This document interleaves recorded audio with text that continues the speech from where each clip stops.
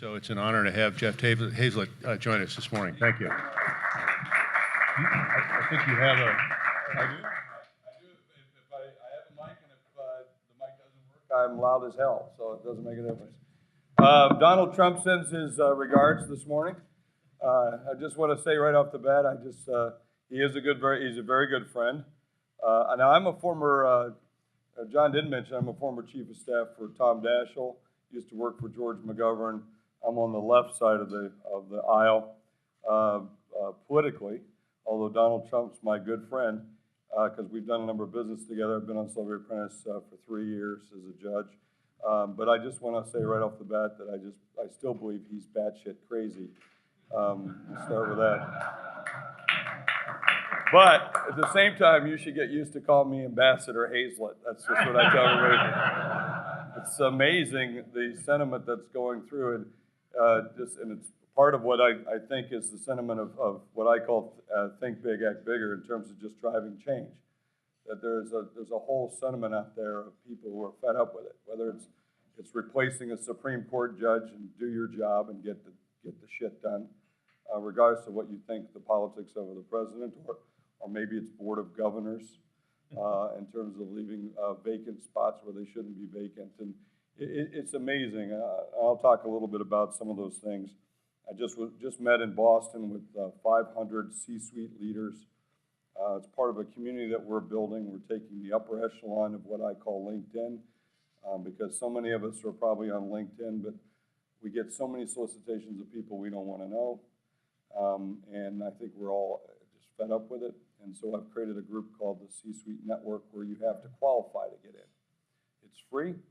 We have 175,000 executives that have already stepped in, and it was a result of doing a television show, which I have on Bloomberg. I'm the number one, most of you probably don't even know it, because it's broadcast.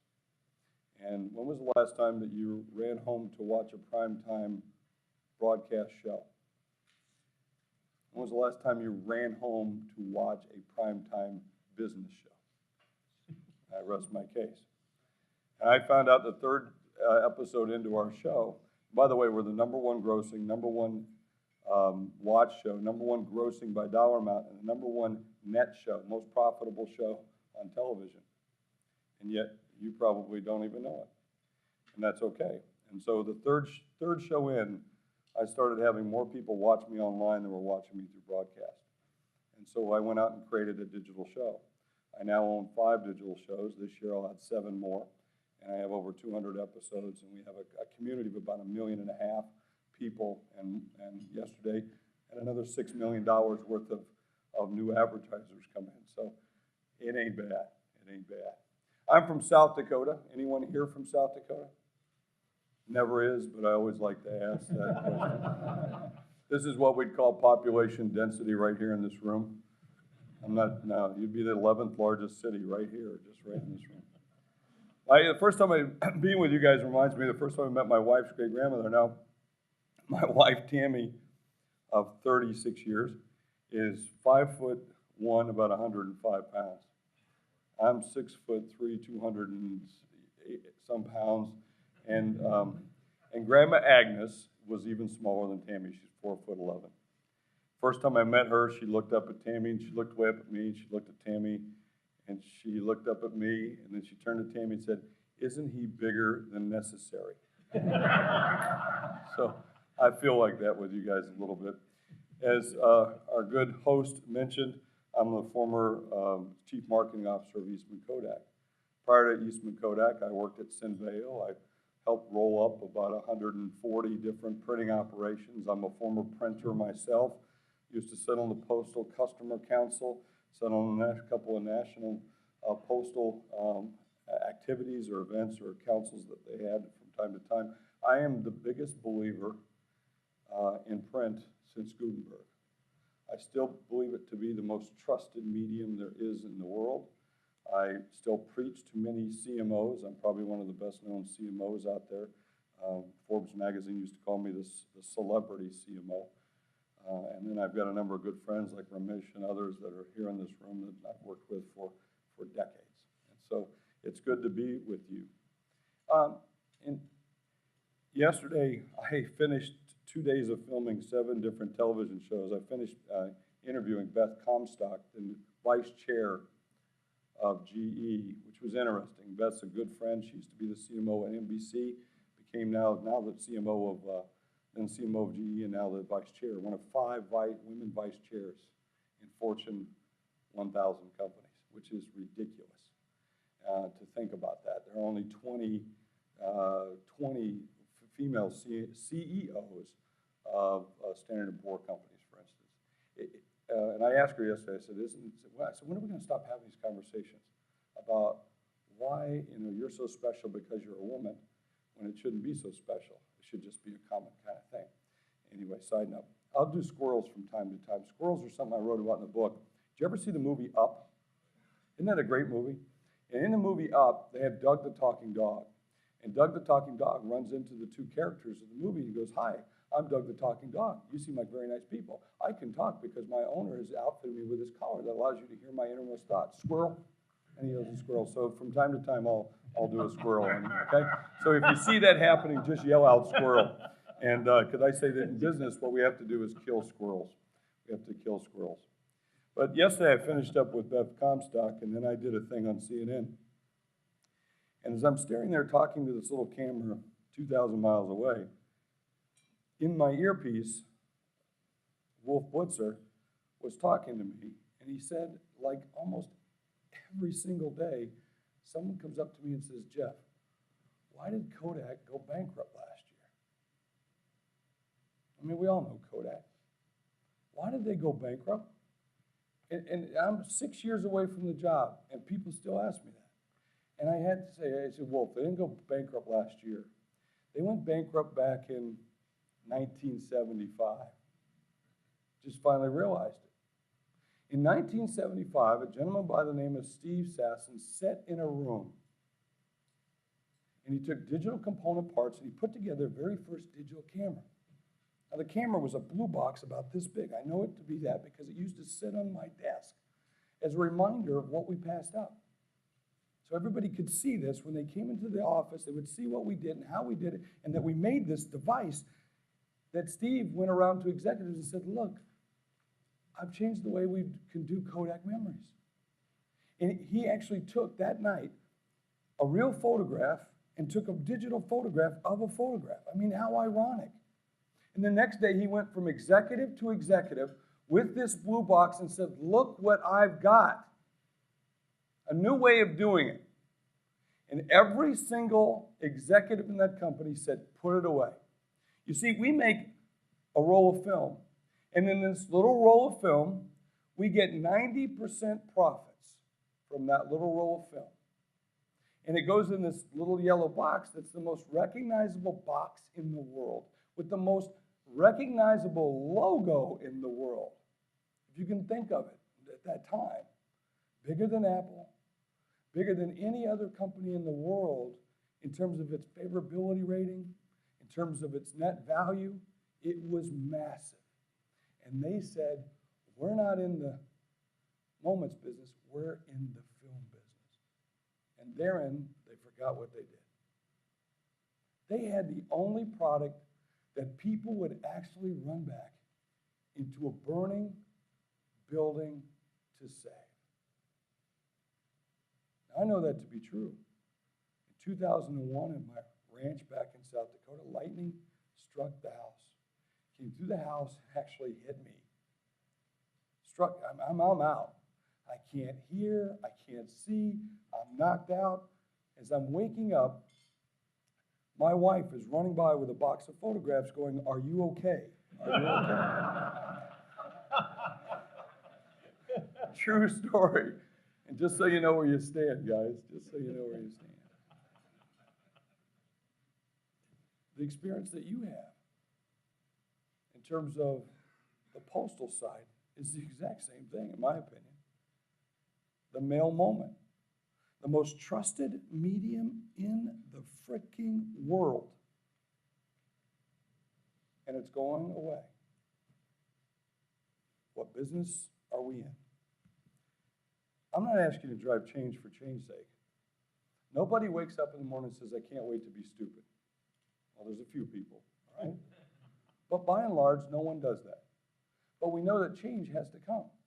At the same time, when we jump into an automobile to take a trip, we don't lock in the steering wheel, we don't lock in the brake, we don't lock in the gas.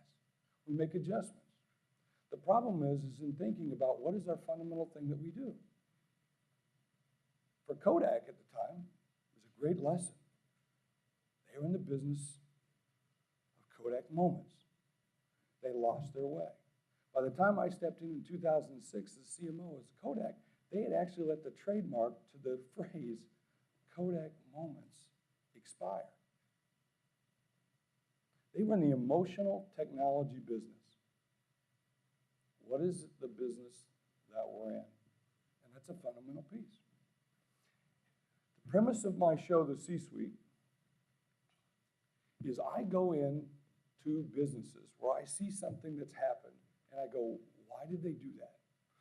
I take people into a room with the C-Suite where 99% of the people who work at the company never get to walk into. And we have a conversation around a premise.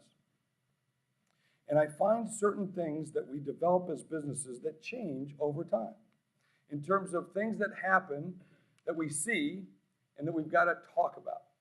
One of those would be that cause us to fail is transparency. Radical transparency. The best teams in the world have radical transparencies. How many of us have walked into a conference room, walked into a meeting, and there's this big elephant standing right there in the room, and no one talks about it? In fact, we walk out of the meeting, we all talk to our colleague, we said, did you see it? Yeah, don't make eye contact, right? Great companies, great teams have radical transparency.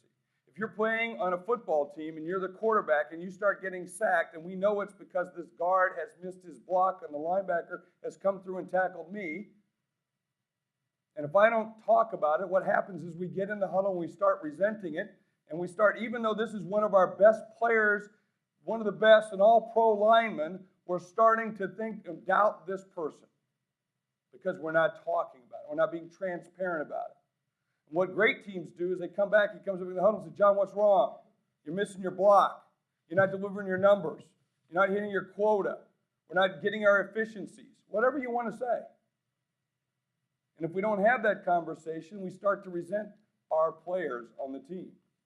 But even better players, better teams come back and say, John says, hey, I'm missing my block. The guy across from me, he's tougher than I thought. I'm having an off day. I need help. And the guy next to him says, it's not a problem. I can hit my guy and come over and help you. That's what great teams do. And they talk about it. And they have conversations about it. And they cause tension, which I'll talk about in a moment, because that's what they do. I'm watching the television one night, and I see on the TV a Domino's pizza commercial come on. Commercial pops up and says, our pizza tastes like cardboard. It sucks. Did you see a commercial? You guys get, come on, you got cable TV? You get out a little bit? All right, you've seen the commercial. Comes on, and I'm thinking, who in their right mind pays money to go tell customers they suck? Can you imagine what the meeting was like? And so this is the premise of the show. I'm thinking they're sitting around the boardroom table, the chairman's talking about it, everyone's getting up and presenting their results, and then all of a sudden and they're saying how great they are, and then someone says, whoa, and then he calls on Jeff, who happens to be the CMO. Jeff, we suck. We suck so bad, we should tell customers about it. And not only that, we should change the recipe, we should change the name. And Mr. Chairman, let me see if I got this right. You agreed with him. You spent $10 million, changed the recipes, got world-class chefs in, did taste testings, did all this stuff. Then you decided that you're not really about pizza as much anymore. You're about all fast casual. You're about open concepts. You're not just about coming and picking up or delivery. You're going to do this and that. And then you spent $80 million in advertising to tell people that you sucked before, okay? And you're basically changing the brand promise. He said, we're not changing the brand promise. I said, bullshit. And I did it on my own show. I got bleeped on my own show. I said, bullshit. You're changing the brand promise. The brand promise, we all know what the brand promise is. 30 minutes or it's free. Exactly. They cared more about getting the box than what was in the box. And now they're saying they care more about what's in the box than the box itself. That's changing the brand promise. I mean, how many of us used to get home at night, right? Call Domino's on the phone. We called Domino's on the phone and we hung up. And what was the first thing we did? We checked our watch, hoping that we would get a free shitty pizza. Basically, that's what we did. So not only we wanted a free shitty pizza, we were hoping they would give us shitty service so they would get the shitty pizza. And we were willing to pay money for it. Okay? That's basically the promise, and they changed it. And they changed it. And then they went out and told people about it, and the freaking chairman of the company kept his job. I thought that's an interesting concept, right? And so I went and talked to them, found out what happened, and they told me what happened. They showed me how they did it. And we reenacted a little bit of the meeting around the conference room, and guess what the results were? Their stock went from 70 cents to over $70 in 3 months. Every single day they ran the ads, it was like a Super Bowl Sunday. They almost ran out of pepperoni. True story. I watch things and I say, why do they have to be that way? Because they don't. Did a show on Cadillac. One of the cool things about being in the television business is they give you shit to wear. I used to, on my books and stuff I used to have an addiction to Diet Mountain Dew. And I love Diet Mountain Dew, and I used to drink like 10 of them a day. And then, and 5-hour energy drinks. I used to have like 6 of those a day. Now it's like 16 espressos. So I've changed. I'm trying to get healthier. And I write about Diet Mountain Dew, and one day Pepsi, the truck pulls up into my home, and they deliver like 4 pallets of Diet Mountain Dew. Holy shit! So I start writing about Rolexes and things like that now. A lot better. And so, so Cadillac gives me an Escalade to use for the show, and I'm driving a Cadillac. Now I don't know if you've been in an Escalade lately. I hit the gas pedal. I'm driving around. Holy shit! This is like a badass car. This ain't like my grandfather's Cadillac. And then I got to thinking, wait a second. What happened? Why do they have such a cool car? That's not the brand. And then I got to thinking about, my gosh, how can they be a luxury company and they went bankrupt? And they're in a bankrupt city. And so we did a show about that. And by the way, after the show, they moved the headquarters to New York. Part of our job as leaders, for all of us, is to create tension. It's to create tension. You may not like Donald Trump, but that guy's going to create tension. And I'm not trying to endorse him or say anything. I'm just telling you how he operates. Do you think he means build a wall in Mexico or the border along? Now, if the American people say, yes, you should build a brick wall, he'll claim it as his idea without question. But they'll probably say no, so he'll talk about a wall of security. See, our job is to take everybody from the center of the stage and move them to the edge where it's dangerous, where we almost fall off. And you have people in your organization that want to drag you back to the middle, where it's safe and comfortable. You know who they are. HR. Right? Legal, those sneaky bastards, right?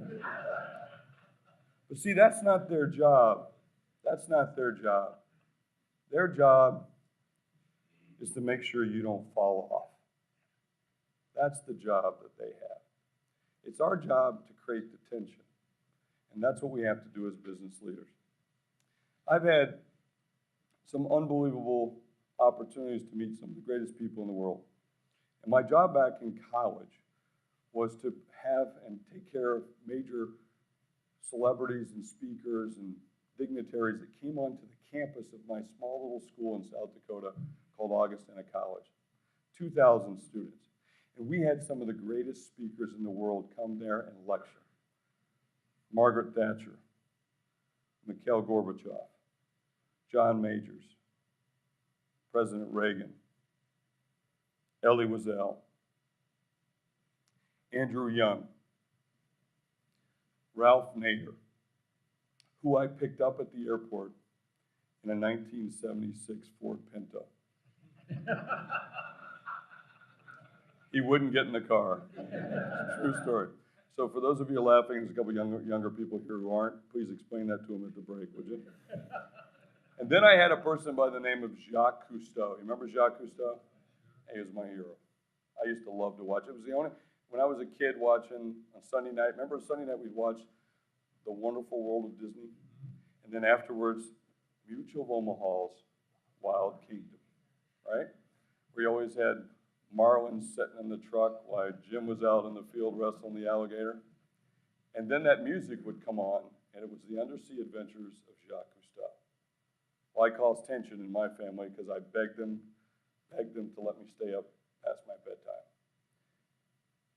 And I would sit in front of the TV, and I would put on one of those red stocking caps, if you remember that? And I would wear it because he was my hero. And here I was in college the night before he was speaking, and I'm having dinner with him. And he's talking. He's regaling me with a story. He tells me this one story was down up underwater, about 130 feet down, in a cave. Now, if you know anything about diving, at about 130 feet, you know you have to come up in stages. And if you don't come up in stages, you get what they call the bends, which is very painful. It's the expansion of air molecules in the bloodstream and can cause you to die. And even if you live and get to this chamber that they put you in, a decompression chamber, it's very, very painful. And as he was down underwater, he knew at the time of which he had to come up, based on his air that he'd been taking, how much time he'd been down in, the depth, the formula that calculates that. He started to come up, and the equipment wasn't like it is today. When he came up out of the cave, he hit his air regulator, or that little piece of equipment back there, and it broke, and what little air he had in his tank shot out like a rocket. In that split second, he knew life or death. I mean, it came to him. Swim as fast as you possibly can. And he knows, in his mind, in that split second, he's probably going to get the bends, but he's got a chance to live. And he takes off. And as he's swimming up as fast as he can, out of nowhere comes one of his swimming buddies and tackles him, stops him, turns him around. He takes out his air, shoves it into Jacques' mouth. And they make their way up in stages. Obviously, he lived because I was talking to him. And I turned to him and I said, Mr. Cousteau, weren't you scared? You could have died. And he said to me, he said, Jeffrey, one should never be scared when you're in good company.